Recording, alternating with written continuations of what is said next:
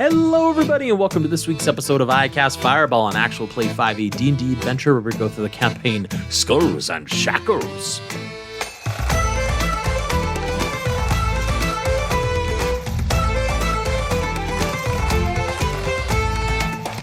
I'm Thomas, your DM for this adventure, and around the table we have...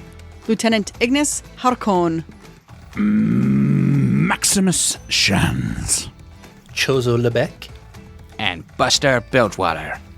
With satyr horns for respect, the Captain's Council has dived into the ocean to find the vestiges of the Brine Banshee, finding the portal in hopes to find the portal to travel other planes of existence to get to the first world and find Ataraxia.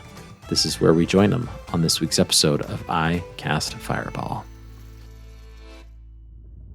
So, having found the bow of the Brine Banshee, it does look a bit familiar, having gone through a very recent combat to where some of you were flying or glided over to this portion of the ship in particular, where the ghost lanterns were fueling the spectral vision that was sought to bring you down. The four of you now, 60 feet beneath the seas, the ocean's surface, now see the broken and battered physical version of this ship. Max, you lead the investigation into the bow, correct? Mm-hmm. Following the finger. Follow the finger. Well, it's odd, because as you try to follow the finger, it doesn't point to this ship. You thought it did, but as you are pointing the compass forward, it's actually directing you to turn left. And as you do so, it points away from this portion of the ship, this broken bow. Instead, pointing not far off, but maybe another 60 feet away, you see a fissure in the ground. But there's a strong pull towards that direction. Well, I know it's pulling to the body of that crew member, not necessarily the ship itself or the portal. So maybe... Max will relay that information to the crew, but he'll say, I'm thinking we look through this part of the ship first. If we can't find what we need, we go that direction. Works for me. I'll stick with the captain. All right, bird boy, you're with me.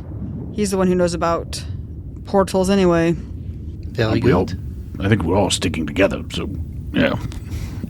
We cover, you guys go that way, I thought we were splitting up. We'll go this way. Oh, we'll just Max make a is round. saying specifically that let's all, we'll investigate this broken half of the ship, and then if we can't find anything, then we veer off to go to the fissure where the finger's directing, because that's at least where one of the crew members is, and maybe there's more down there. Okay. So don't split the party, is what you're saying. That's what yes, I order us not to split the party. I tried so hard to split the party. Buster will sidle up next to Max, though, as we go into the ship. Hey, Captain. Yes. You're like a monster. You hunt monsters, right? You're a monster hunter by trade? Correct. Have you ever encountered, like, a big squid? Yes. Like really big? Like, I've ship big? Like half a ship. Okay. I got a feeling that we might not be alone down here. Just a heads up. Like there's a big squid with us? Maybe. I mean, I'm connecting 2 and 2. I don't here. know. Seems Is the squid in the room with us? Is it a... Am I speaking to the squid now? Look, I cast a spell I haven't used a whole lot, and I just got a crazy vision of a squid eating me. So, or an octopus, a giant, like, kraken, like, the huge tentacled thing with a beak. I haven't encountered a kraken before. Yes, I suspect it might have been a kraken that you saw. I hope it's not a kraken. There's gotta be giant squids that big, right? Like big squids. I mean, squids are terrifying as they are already, and usually they're in groups. Yes. So, like, that makes it even worse. I fought in, like, an aboleth. Imagine, like, a wet mop that can grab you and eat you and pull you into the water and make it impossible for you to swim and then give you to their friends. And, yeah. Well, let's hope this Kraken don't come a-rapping. You know get what I mean? So, Agreed. yes. Probably just a good idea for us not to make too much noise, I suppose, right? Not disturb too much as we're looking for the portal. As you swim down to the main deck portion, this portion of the ship is on its side. So it's not sitting up like a normal ship would on the sea. It is fallen and listed completely to the side. So if you were parallel to the ocean floor, you would be perpendicular to the main deck. But on the main deck, there's a jumble of tangled rigging and shattered beams, and the foremast rests against the steps leading to the forecastle, which actually blocks the entryway into one of these port cabins here on the south side. However, there are still 2 other doors that are not encased or blocked by this debris. I could open that door. Well, I mean, Let's go in. we gotta find it. All right. Sealed by rock, rope, lock, or key. Now break, unravel, release, set free. And I cast knock on the door. Does it? Nice. Does the spell work? Yes. The components for this being a verbal spell, you're able to cast, and you're able to cast knock on this door. And it acts a little bit differently than what you would, than what you would think, because the only thing locking this door is actually the debris in front of it. So as you cast knock, you hear this underwater loud, and as you wait for a few moments, the debris in front of it just slowly, almost like it's been pushed off by like this unseen servant, and it falls to the ocean floor and falls in the sand. You move out of the way, and you're able to go to the door, and it starts to swing open with gravity helping it open up. All right. Beauty before age. Captain? Before we go in, Max, kind of as we've been kind of waiting and floating down or swimming down to this, could Max look around to see if there's any signs of sea life? Not normal, like not like obviously like, you know, the natural scavengers that attach itself to a shipwreck, but like bigger possibly signs of sea life dwelling here, making this their home, using it as kind of like a, what am I trying to say? You don't want to be swimming into a Exactly. shark's den. Or anything else, like especially maybe squid related, where I'm Or seeing a Kraken's den. Exactly. So could Max like make a check to be able to see if he can track if any bigger life, predatory life, has been around or frequents this area? Yeah, it's a survival check. I'll let you roll. Survive. Is that what you yell? Survive. As you look around and investigate. Dispel! Survive. That's a 14. You are looking at the wreckage of the ship, and as you put it, Max, there are a few just minor fish, of course, that would find refuge swimming in and out of like some of the boards of the ship. Doesn't appear to be any signs of like predators. Okay. But something that is odd is, where are the bodies? Are there any bodies here?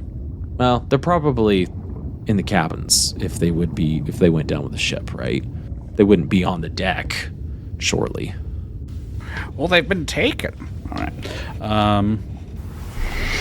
It's been nibbled on. Not old. It's not old enough to have been decomposed all the way. Let's go ahead and go into the ship. All right. As you go into the ship, it is it's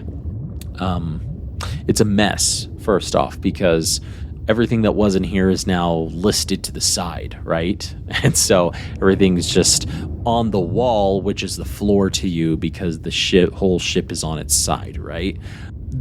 Much of the rigging and the fallen foresail that was blocking the cabin here would normally take quite a bit of time to clear, if it weren't for the use of magic. This porthole that is here lies buried underneath a few feet of sand, however, and this looks like it was the quartermaster's area.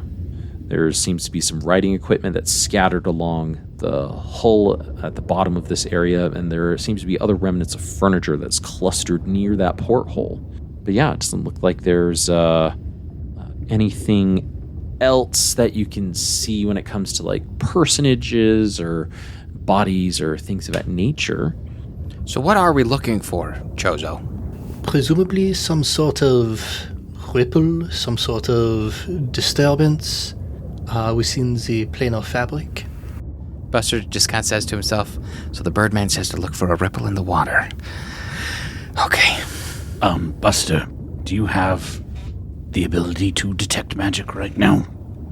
Oh, yeah, Force Arcane and Magic's Wake, or as proclaimed, School Source and Make. I hope this works. Okay, let's take a look. 30 feet, I think, is the radius. Yes, 30 feet. Verbal and somatic. It lasts for 10 minutes. And if there's magic being used within that 30 feet, I know it's there, and I know what school it is. Okay. Ignis, how you doing? She, while looking, as we were swimming into this area and Buster was asking Max about what a kraken is, Ignis, never having been on the ocean before now, had heard of these things in folklore and in books, but didn't really believe that they were real until Max is like, yeah, for sure, that's a thing. So now she's like real nervous. She's actually staying more back by the door and like can't help but like be like watching and looking out and kind of starting to sense how potentially dangerous we could be, because she doesn't have the instincts to have survival to know that this isn't a shark den. She just feels very out of her element, whereas Buster loves being in the water. This is not her ideal place to be. And so she feels very uncomfortable being in the water. And does he pick up on that, like when he's going to ask her how she's doing? Oh, yeah, absolutely. She won't even respond to him because she has so much anxiety and is on such high alert. You aren't sure if she just didn't hear you or if she's purposefully not engaging conversation because she's so nervous. Hey, Ignis, fishes have faces. What? Fishes. She stops and looks at him. What? They all got faces, every single one of them. So it's kind of like fish are like faces, only faces. And I mean, like, you are really good at punching in faces. Just imagining to start punching fish. Just, all right, let's go. Listen, this is dangerous. Come on, I mean, we've been in more dangerous situations than this, right? We'll be okay. Anything down here's got a fey. She looks at him seriously. Have we? No, we have not. But Yeah. What does Birdman say we're supposed to be doing down here? Where's the portal? we're looking for ripples, I think. In the water. Now, about this time, you detect Magic Buster. You get two distinct feelings of abjuration magic. Oh, I'm picking up something, guys. Below you in the wreckage, underneath some of this like furniture, and one above you through the wall. All right, something's under the wreckage over there. Let's go find it. It's in that you're saying the furniture, like in the room we're in, right? Like the. Yeah, in the room you're in, there's a bunch of furniture that's on the ground. So I'm gonna point at it and hope somebody goes and moves it, because I don't want to move it and see what's underneath. I'll go and move it. I'll pull out my scimitar and start gently moving stuff off to the side. Great, sounds good. And then there's another one over here on the other side of this wall, and he kind of taps it with the knuckle. Yes. Chozo, as you are moving things about, You said abjuration? abjuration, both of them are abjuration. Be careful there, Chozo. Could be warded. Abjuration magic sometimes includes wards, shielding. And you discover a chest, a large chest, a treasure chest, if you will. It's got two locks on it. A magically locked chest, I would assume. Don't know. Ignis will pull out her glasses of minute seeing. Can I check out those locks? Look for either magic, warding, arcane sigils, or just see if we can unlock it? Traps, maybe. Look for let's- traps.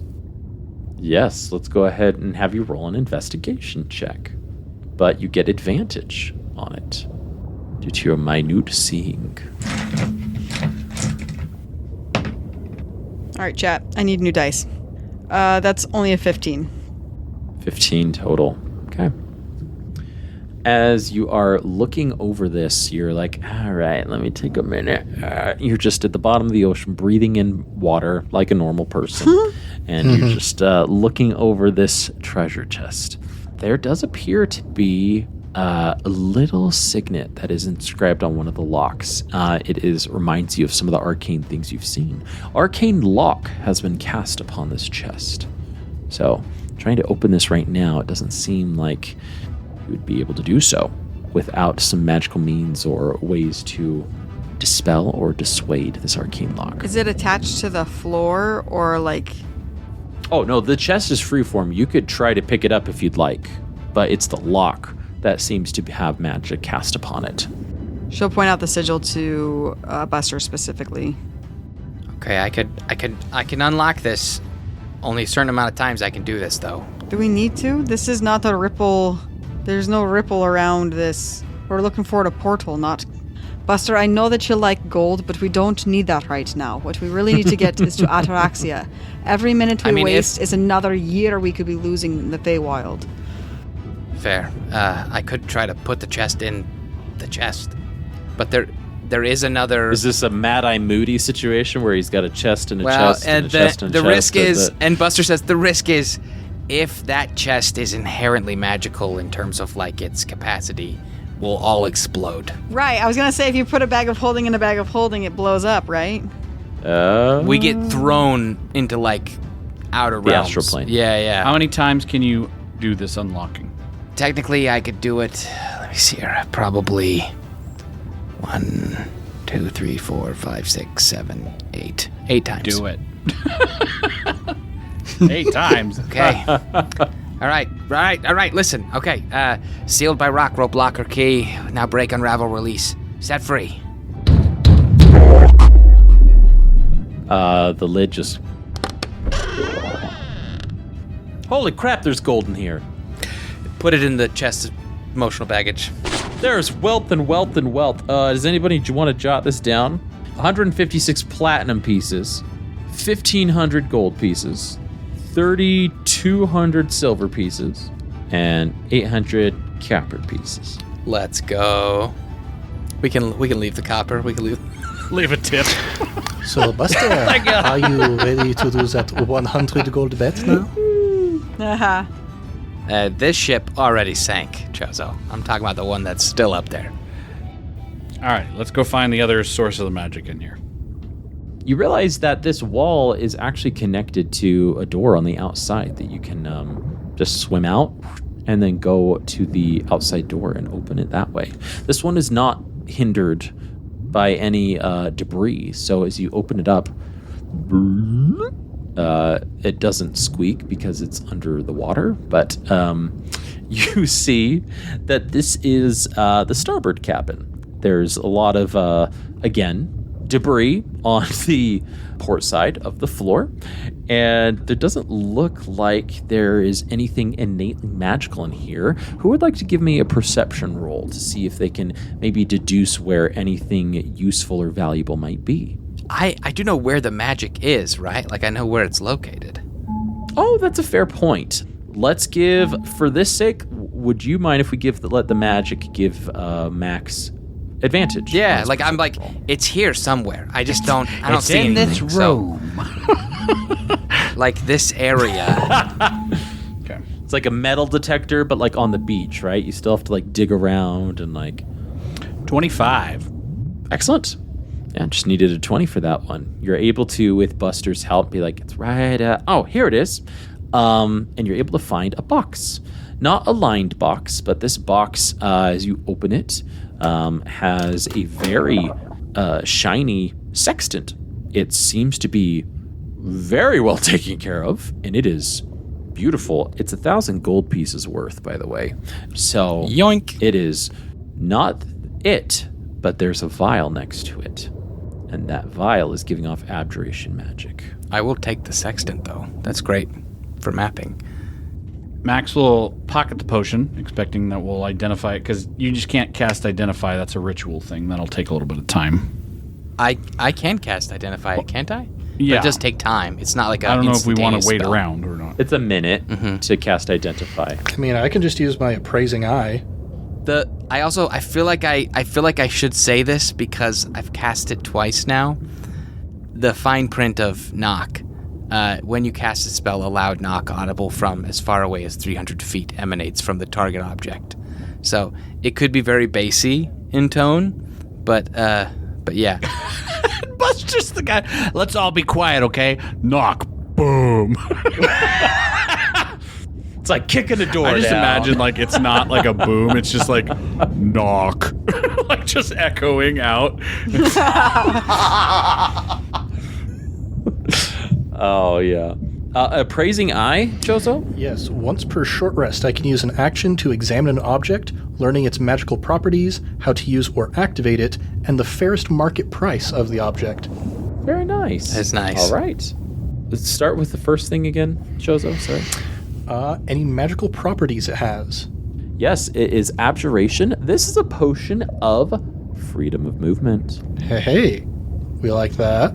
What is the next thing? How do I use or activate this potion, Thomas? You drink it. You drank it. You drank it. You drink it, yo. You don't say. All right, and then finally, what is the fairest market price for a potion of freedom of movement? About 1,500 gold pieces. Cool. Who wants to hang on to the potion of freedom of movement? We brought the chest of I can put- emotional baggage, didn't we? Yeah, I can put it in the chest with the sextant. Yeah, we did. Booyah. It's just a matter of would anybody like to hold it to use at a given moment, is all. So, if just for monetary value, chest of emotional baggage. We have 4 potions in the Yeah, I'm box. trying to remember off the top of my head what freedom of movement does. Target's movement is unaffected by difficult terrain, and spells and other magical effects can neither reduce the target's speed nor cause it to be paralyzed or restrained. You can also spend a 5 feet of movement to automatically escape from non-magical restraints, such as manacles or a creature that has it grappled. Finally, being underwater imposes no penalties on the target's movement or attacks. We're underwater. Maybe give that one to Ignis. I'd say so. Yeah. Booyah. It lasts for 1 hour. For all the fish face punching that you'll be doing. All the fish face punching. All the fishes that need punched. It's very punchable Fish faces. puncher. Excellent.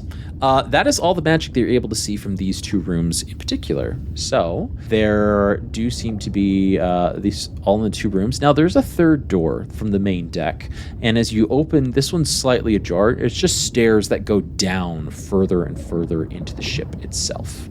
How big is the ship? Like, how much down can we go?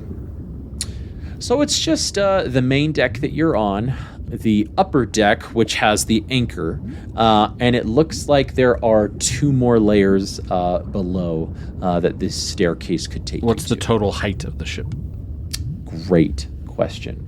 Like 5 feet of floor, basically. Yeah, it's so the ship from bottom to top is about 35 to 40 feet, just to give you an idea. So Buster would be able to detect most magic in our section. Yes, in this area.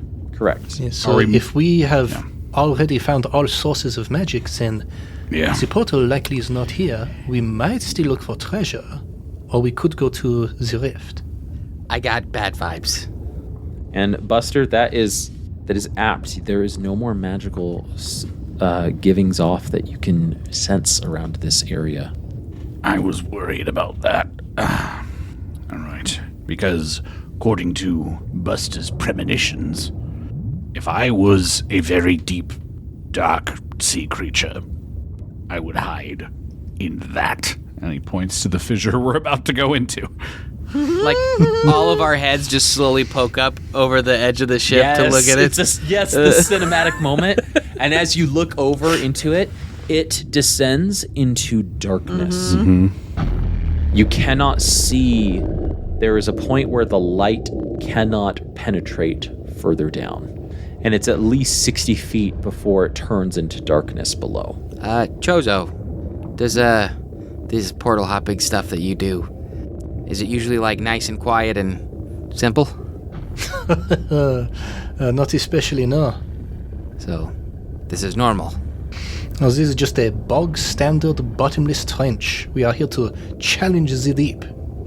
As they're saying that, Ignis will kick a shell off the ridge. Some heavy shell or rock that's right along the edge. And as her foot connects with it, she casts light on it. So it'll fall down through the cavern to really see how deep and dark that goes. Clever. All right. And alert any beasties down there to our presence. I mean, we're gonna go down there anyway, yeah. Gotta fight them anyway. As you kick this rock, light. How far do you have to be? Is light like 300 feet, or do you have to be within 100 feet? I don't know. Does it have a limit on it? I think you just cast it. Yeah, I think so too. Sure. I think once you cast it on the object, it just stays there. For 1 hour, the spell ends if you cast it again or dismiss it as an action. It lasts for an hour. Okay. Great.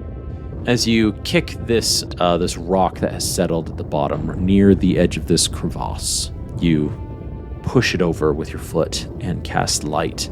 And as it does, you see this.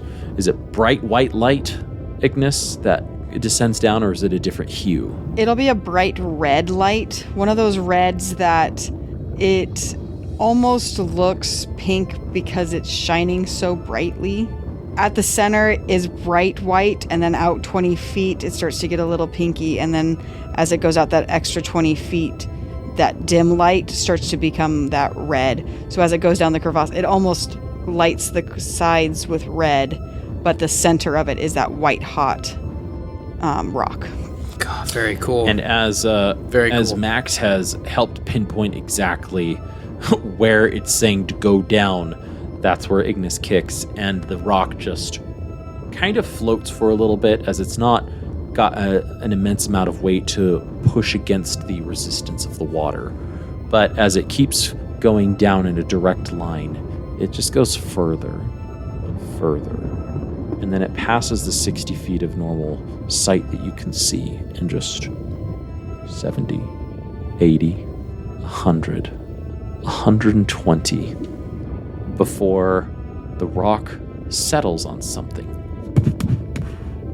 A ship stuck and jammed between the crevasse, listing ever so slightly, and it looks to be the stern of the Brine Banshee, before the rock, uneven on how it fell, tumbles off the side further and further down into the abyss, going 200, 250, before finally disappearing out of sight. Great. Appears that the Brine Banshee's, the stern of it, is but 120 feet down. So, there we go. I mean, compared to a bottomless trench, 120 feet, that's nothing. I imagine all four of you are still lying on the ocean floor with your fingers on with your heads like looking over. As the camera pans back up to you, each of you still laying down like, all right. All right. We need to get down there quick, because as soon as that rock hits the bottom, if your visions are accurate, something will know we're here. Yeah, all right, let's go. I'd rather be, I guess, in the crevasse than out in the open if we're going to end up fighting something. Ignis will take the rear. Max is going to start swimming down. I just remembered, Mickey asked me, like, at the beginning of the episode if I have dark vision. I do not have dark vision. We still only have one person with dark vision. Hey! Perfectly balanced in all things. Okay, Captain, you're faster than all of us. Do you think it's worthwhile to scout ahead? I mean, I could swim ahead, yes. Split the party. We're right behind him, but I mean, he's quieter than the rest of us probably, and smoother But the in the last water. time that one of us went ahead toward the portal, Ataraxia got stuck in the Feywild. Good point. Let's go. We're going to have to get there eventually. I mean, we're all going. I'm not saying let's not go. I'm just saying, this is strategically speaking. We're going. Okay, I am swimming now. I am swimming to this ship We've now. all been swimming, Chozo. All of us are swimming. No one's staying behind. And Chozo's like, I'm just swimming. Just keep swimming. Just keep swimming. Now, you get to the edge of light. And it's at this point, the three of you are about to descend into darkness where nothing you can see below. And you turn to Ignis as Ignis, you'll be one of the only ones that can actually cast a light source, I believe. I could be wrong, but you might be one of the only ones to cast a light source to aid the rest of your crew. Ignis will stretch a hand out through the water toward the darkness that the stone has and recall that light. And as the light shimmers up through the water, returns to her almost like a corporeal thing, and then she will cast it again on Max's ring of teeth around his neck. Around his necklace, yeah, his neck. The light dissipating from the rock below before hitting bottom gets to the necklace, shining bright. Max leading the way in this beacon. It cascades, we'll say 60 feet forward, so you're able to see, in dim light at least, the vestiges of the stern of the Brine Banshee. And it is almost, it's rough. This is a rough-looking portion of the ship, as not only the other portion was rough, but this one has sunk down and been jammed in between two sides of this crevasse. And the sides are torn up from these natural rock faces here. And it's just very rough looking here. I still have Detect Magic on. You still have Detect Magic, thank you. You are getting closer, and you get close enough to where you can feel, like, touch the ship itself, right? And you can feel, Buster, an overwhelming feeling of conjuration magic through the decks near the bottom of this ship. It's just... I look at Chozo, I was like, you catching any of that? I hope so, DM. That would be cool. As each of you stay... Buster's the first to feel it. But as each of you draw closer to the ship, you do feel this unsettling feeling of some sort of... I won't call it a sucking, like a vacuum or a drain. Like, it's not pulling you towards it physically, but there is something tugging at you down into the ship itself. Like, your essence, it's trying to pull you down. There is something down there. I hate to say it, but this does kind of remind me of Meredith. Like, Oh, good. something Great. conjurative is beckoning down there. Beyond the ship or on the ship? I mean, through it, maybe? I don't know. We gotta go fast. There is also distinguishing feeling of necrotic magic upon the ship itself. Getting kind of ghost vibes, too. Some undead stuff. What's the finger doing? It's dead. It's pointing out. Is it pointing toward this portion of the ship or down more? It is. In fact, it's pointing towards this ship, the very stern portion. There's a helm still attached to the ship. And as you look to it, it's not unoccupied. Lashed to the helm, as any good captain would go down with their ship, is a frayed and almost skeletal figure that has drooped and landed and fallen to the helm. Their hat resembles something that might have been considered a nice tricorn hat that a captain would wear with pride. This decomposing body is lashed thoroughly to the ship, and the finger is pointing directly to that figure. Max is gonna swim up to it, Okay. and nothing really. He's just gonna take the finger, and he's at first thinking like, I'm gonna put it back on the guy because that's a nice thing to do. But it's like, well, a finger can't just attach itself. So, but to give some semblance of peace or something, even if it's symbolic and just in Max's mind, he'll take the bone of the finger and kind of wedge it into where the lashes are to at least let the whole corpse of this former captain be resting together. As you take the finger out and respectfully put it where it will reside with the captain, without any warning, the bony hand of the captain rises from the helm and wraps around your throat and starts to squeeze. And as Max, you feel this cold iciness start to leave your body. The skeletal, decomposing form of this captain looks up and goes, "Don't take my ship from me." I need everybody to roll initiative.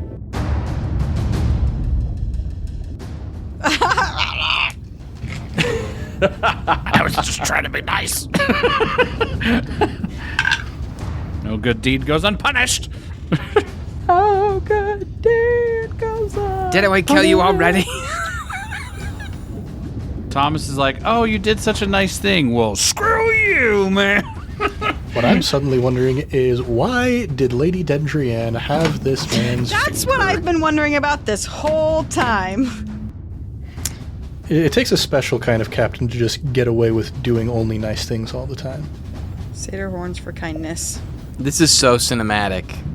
Like, I love the. I also love the the visual of the red dot, like, slowly sinking into the huge crevasse, and then the ship being kind of tapped by it as like we're all looking down. It's very cool.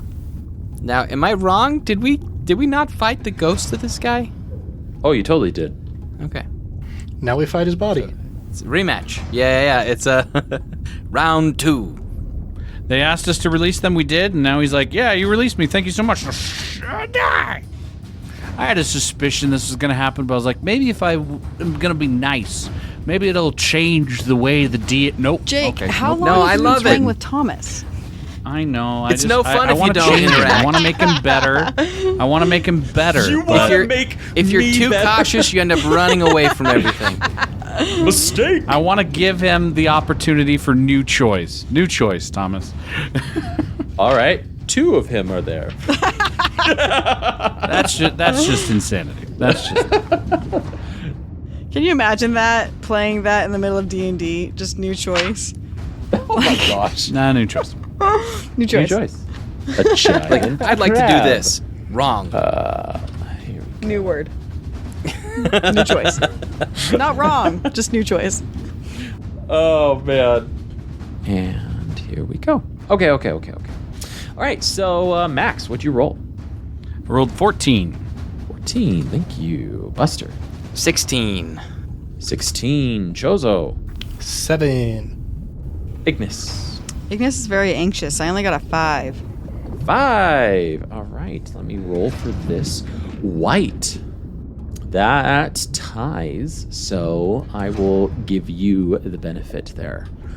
As we get initiative order here, the captain yells in this almost decrepit voice, saying, "You will not take my ship, so I must feed you to the..." And it starts to like convulse almost. "To the portal!" Almost as if they're being compelled. Now, before Buster, you're able to go, there's going to be a lair action that happens here. Whoa. A layer action. Yes, a lair action.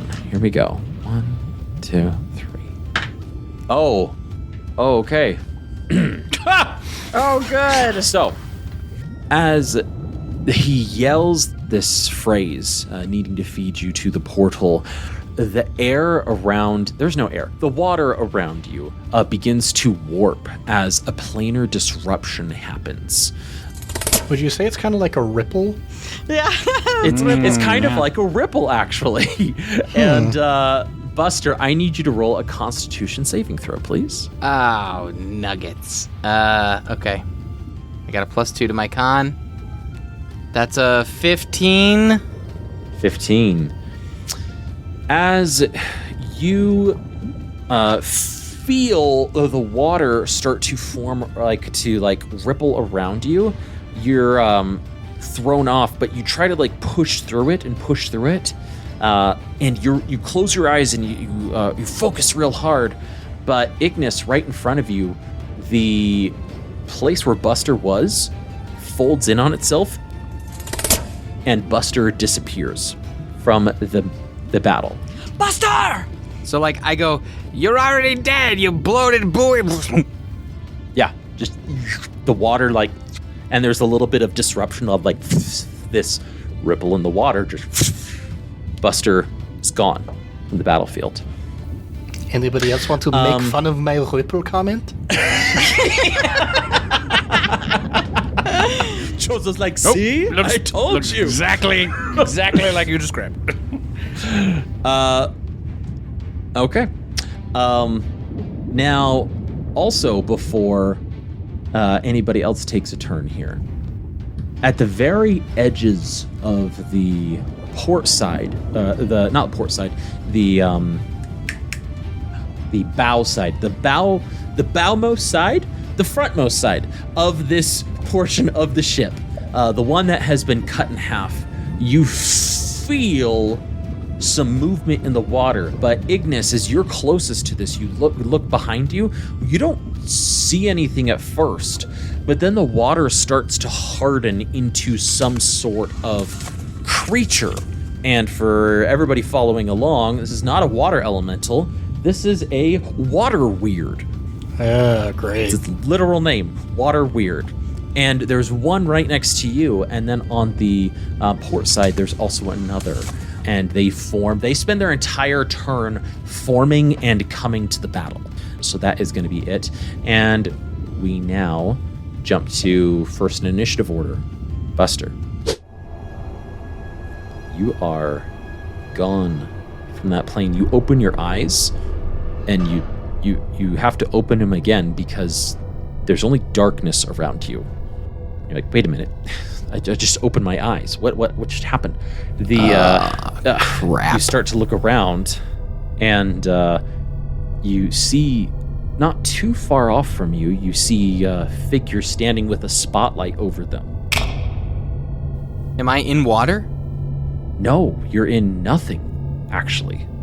You just look and you see this person standing in this spotlight, and they turn around, and as they turn around, you recognize them. Hello? Why'd you do it, Buster? What? I was helming. Why'd you pull me down to this forsaken place? Instantly and jarringly, Tim? right up to your face, and as the figure of a forgotten crew member with his mouth open, screaming in this quiet pain, grabs the front of your chest and just lets out this squeal that is disturbing. It has this rattly noise as it vibrates and shakes you to your core. The arms of Hadar rise around each of you as he's holding onto your chest, and he says, I just wanted to be protected! I'm sorry! I'm so sorry! And the arms envelop both of you and pull you back further into the darkness.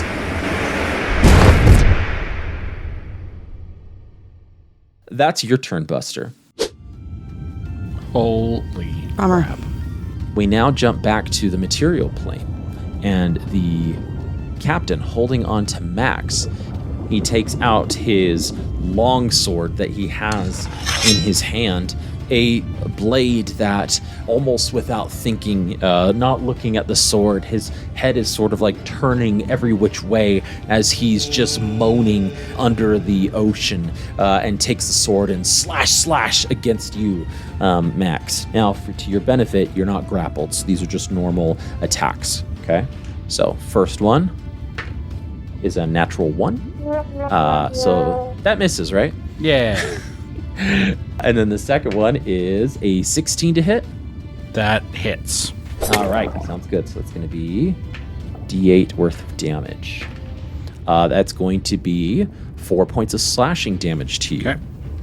So the first one misses. You are able to kind of like swim out of the way, but the second one, he just sort of like stabs into your leg, the flesh of your leg, and just as you take that 4 points of slashing damage. That is going to be his turn. Now we jump to Max, Chozo, and then Ignis. Alrighty. Max is going to, it's not a fun turn, unfortunately, but Max is going to cast Protection from Evil and Good on himself. Oh, okay. And between creatures, gods, and men, obtain protection from them. And he'll just like, kind of like claw at his face. And that will give him advantage. You gain several benefits against specifically aberrations, celestials, elementals, fae, fiend, and undead. Creatures of those types have disadvantage on attack rolls against the target. The target, me, can't be frightened, charmed, or possessed by them. And if I do, or if I'm already charmed, frightened, or possessed by them, then I have advantage, which I don't right now. Or like I'm not one of those conditions. So, yep. Well, all 3 of these enemies fall under that umbrella there, Max. Woo! So undead and elementals. So, Max, do you move or do you bonus action or just that? Well, if I move away from this guy, he's going to have opportunity attack potentially. You will have an opportunity attack. So I will not. I will just face the danger head on, but I will use a bonus action, and I'm casting Slayer's Prey onto the captain. Very good. All right. That is my turn. That is going to be it. And now we jump to Chozo. That we do. Oh boy, there's these 2 weird water dudes, and we need to get rid of those dudes. So I'm going to angle myself a little bit down to the south of the southmost of the weirds, and still being bound to Elazar the Blue, I have had this kind of frosty aura about me the entire time, and I am now going to angle a cone of cold so that it hits both of the water weirds without hitting Ignis. Excellent. Easy to do. You're able to maneuver in the water.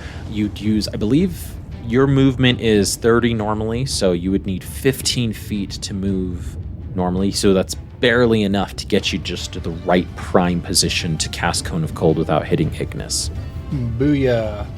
So that is going to be a DC 16 dexterity save. All right. No, Constitution save. Ooh. Don't see those quite so often. No, they're not as constitution-y as they are dexterous. So Yeah. that is a good one for Who has them. to do Constitution I like saves to hear ever? that. Hehehe. All right, first one. You said 16? Yep. Fail. Second one. Fail. Both fail. Very nice. So that's going to be 8d8 cold damage. And they don't have any resistance or immunities to cold damage. So this is just straight up damage here. Love to hear it. Okay, that is going to be... And then I, while I'm bound to Elazar the Blue, can add my Charisma modifier to the damage I deal with cold dealing spells. So that's going to be 44 points of cold damage. Holy crap. For D4, 44. Wow. A 4 with a 4 written after it. That is the amount of damage that I do to these water weirds. okay. I rolled very high. Yeah. They both just vanish. Not quite. These figures as they not figures. These okay. 4-4. Okay. I can read you off the individual die results I got if you want. Did that surprise you, Thomas? Did that surprise you? It's surprising. These water weirds, although still alive and still assisting in this battle, have just a big significant portion of them have been frozen by this cone of cold. That harms them, it hurts them, it's difficult for them to move. But the odd thing about that is the way the ice melts almost immediately afterwards. There are small ignitions of fire inside each of these water weirds as ignite from within themselves with this very sickeningly red burning fire as they cast off the ice in them. But that is a good turn, Chozo. Good amount of damage. Yep, that's the only cone of cold I got today, so I'm glad it did a good job. I marvel at the 4d4 damage. That had the feel of a one big blast. Yeah. Like, before Ignis takes her turn, the captain here is going to use one of his legendary actions. And as he is still holding on to you, Max, he still has to make an attack against you, but thematically he's holding on to you. So he is going to look into you, and as he opens his mouth, it opens farther than it should, and his eyes start to burn with fire. And he looks to you and he goes, "I take your essence." And he starts to perform a soul drain on you. Woof. I drink your milkshake. Does a 23 hit? It's at disadvantage. Oh, disadvantage, thank you. Does a 22 hit? Yes, it does. Dang it. Okay. Bummer. All right. You take 15 points of necrotic damage. Okay. And then I have to do a concentration check. What is that? Remind Yes, me, you what is do. that? What do I have to do for that? What do I have to add to that? So it's either 10 or half the damage if it's higher than 10. So it's got to be 10. And I add gotta be my, 10. it's a You have to do wisdom. 10. What is it again? What do I add?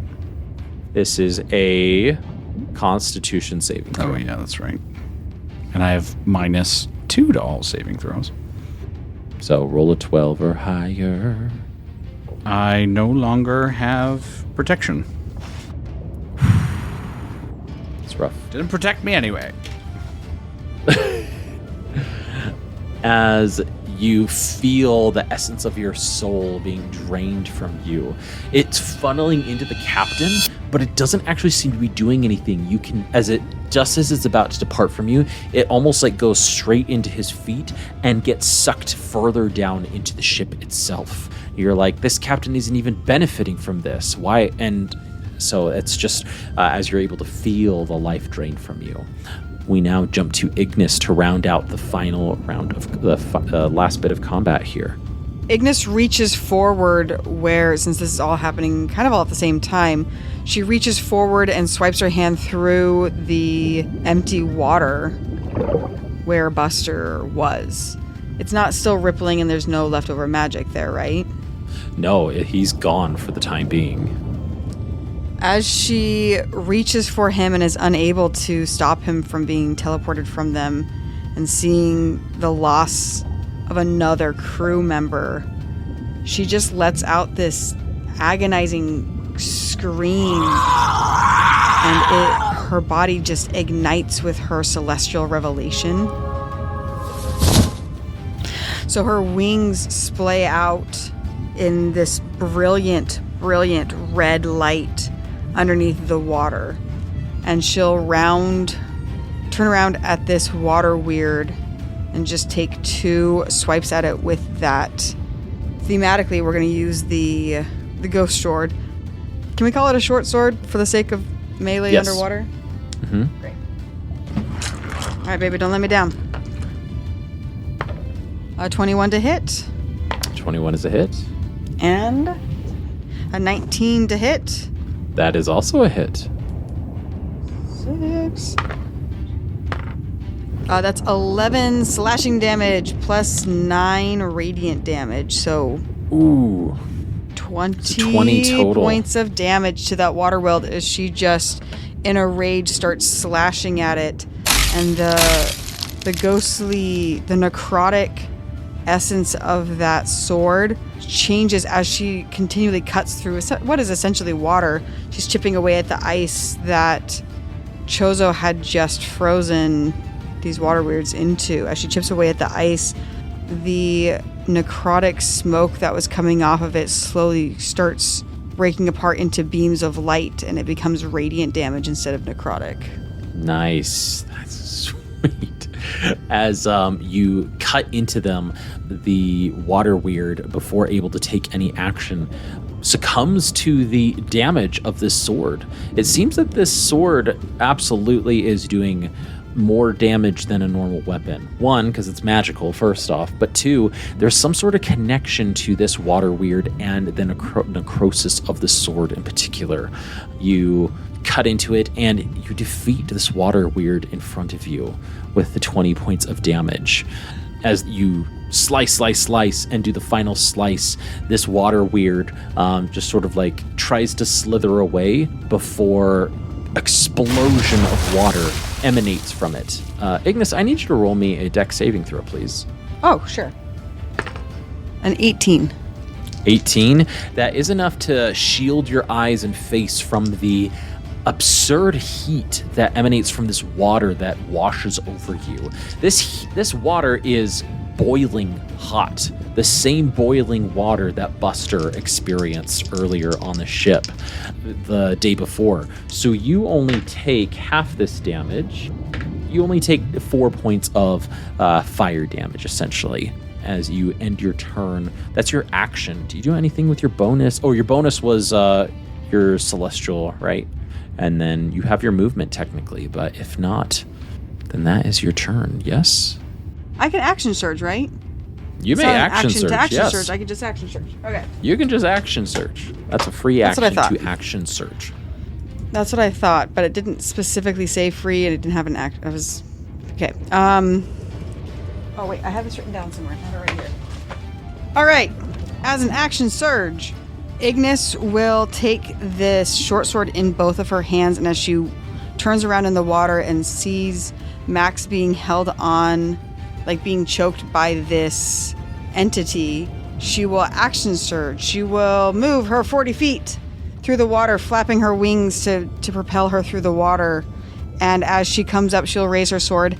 I'd like to make an attack action against him with a hit, and I'd like the second attack roll to be to try to disarm him. Can I disarm him?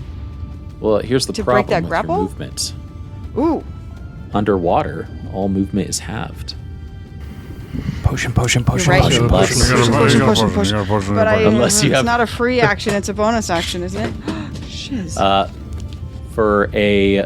To drink a potion, I will say, normally I do healing potions as, yeah, I've said potions are bonus actions. Yes, it is Yeah. it is a bonus action to drink a potion. Yeah, it's not a free action.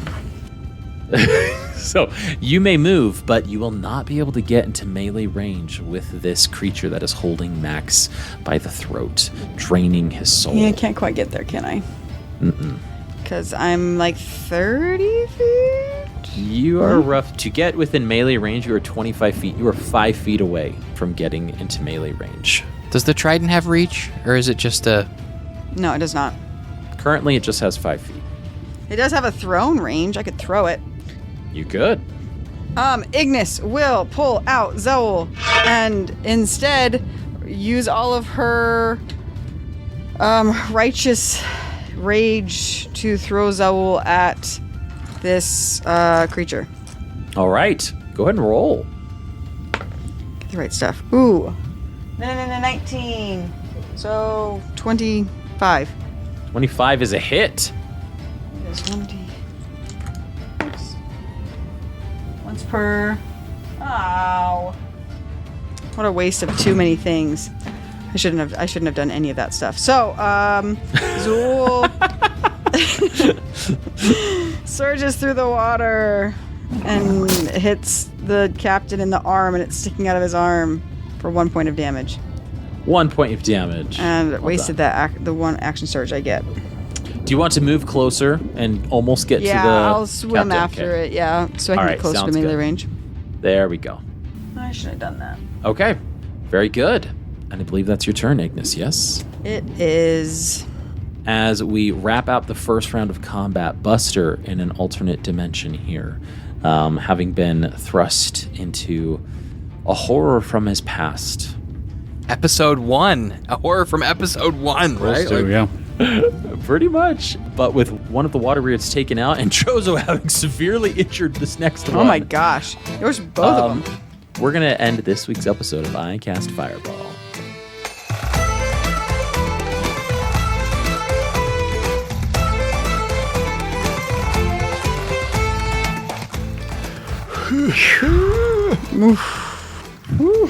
Sorry, my turn took so long and didn't do anything. Okay. You took out a water weird. Yeah, you like fully. Well, the first part was, Killed but the one. whole second part I was trying to be really My crunchy with, turn and then it literally didn't did do anything. nothing. Hey, crunchy's I was still like, crunchy. I It's protect wonderful. myself. No, you don't. Okay. I'm sorry, Max. Well, and Buster didn't get it. Buster didn't get a turn. It was like you got sucked to a dimension, so suck a duck. I got To be hugged tormented by Tim. by Tim. And all these nice Tiny Tim. earth hands. Definitely nothing bad. Yeah, definitely not. Well, players, thank you so much for joining us. And listeners, thank you so much for listening and following along. If you like what we're doing, you can leave us a message at icastfireball2020@gmail.com. You can go shoot us a message on our Instagrams at icastfireball20 or join our patreon.com/icastfireball20 at the $5 tier to join our Discord. Or if you want to look at more campaigns that we're doing, you can join the $3 tier and look at our Fizz Band, our visual podcast, where me and my beautiful wife take a turn as co-DMs and we run through a mini campaign there. I believe all episodes are almost dropped. So By close. this point, I think they should. Oh, that's right. All be out. They probably should be. They should. So you can go binge it. You can go binge all of that. But if you want something that is a little bit more, free, we'll say, you can go to our YouTube channel where we have our Stormlight Archive ongoing campaign where we release every other week as well. Go give that a listen and a watch. It's so flippin' cool, and it's a new TTRPG system. We want to shout out Improv Tabletop. They're awesome. They're fantastic. They are brilliant. And go look at all of their stuff that they've got going on. They've got fun genres that you want. If it's not Halloween anymore, but if it's Christmas, you've got a fun 1-month Christmas adventure that you can go listen to that they did. If you are missing Halloween, you can go listen to their Halloween PD that they did. You can go listen to all sorts of fun adventures where they romp around in a variety of systems and settings. So go give them a check out, and don't forget to leave them a 5-star review on the way out. Lastly, don't forget to like, subscribe, and share with your friends and fellow wacky adventurers. But until next time, I'm Thomas, your DM man. Around the table, we have Lieutenant Ignis Harkon. Maximus Shans. Chozo Lebec. Tim! Is it Tim? It's Tim, right? I'm so sorry. Let's keep that fire going, everybody, and we'll see you all next time.